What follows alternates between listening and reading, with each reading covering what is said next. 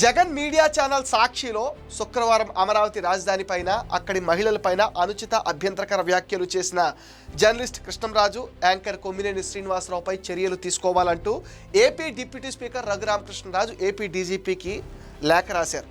ఈ లైవ్ షోలో రాజధాని అమరావతిపై తీవ్ర అభ్యంతరకరమైన మరియు పరువు నష్టం కలిగించేలా వ్యాఖ్యలు చేసినందుకు ఫిర్యాదు చేశారు. కృష్ణంరాజు దిగ్భ్రాంతికరమైన మరియు తీవ్ర కలత పెట్టేలా అమరావతిని వేశ్యల రాజధానిగా అభివర్ణించారు. అమరావతిని దేవతల రాజధానిగా అభివర్ణించిన సీఎం చంద్రబాబు నాయుడు వ్యాఖ్యలను ఆయన ఎగతాళి చేశారు. ఈ వ్యాఖ్యలు పరువు నష్టం కలిగించేవి మరియు పూర్తిగా అవమానకరమైంది. ఇలాంటి వ్యాఖ్యలని ఆపడంలో సీనియర్ జర్నలిస్ట్ మరియు యాంకర్ అయిన కొమ్మినేని శ్రీనివాసరావు పూర్తిగా విఫలం చెందారు.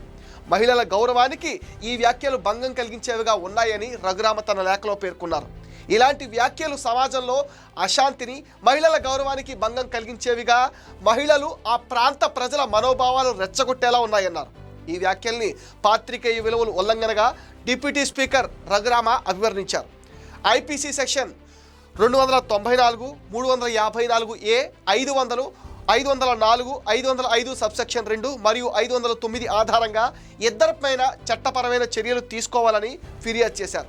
సాక్షి ఛానల్ నుండి టెలికాస్ట్ అయిన ఫుటేజ్ను ఆయన సాక్ష్యంగా అందజేశారు. కృష్ణంరాజు, కొమ్మినేని శ్రీనివాసరావు పైన ఎఫ్ఐఆర్ నమోదు చేయాలని, పరువు నష్టం మరియు స్త్రీ ద్వేషపూరిత కంటెంట్ను ప్రసారం చేసినందుకు ఆ ఛానల్పై చర్యలు తీసుకోవాలని కోరారు. జర్నలిజం లేదా మీడియా స్వేచ్ఛ ముసుగులో అమరావతి రాజధాని అక్కడ మహిళల గౌరవానికి భంగం కలిగిస్తే రాజీ పడే ప్రసక్తే లేదని గట్టి మెసేజ్ ఇవ్వాలన్నారు.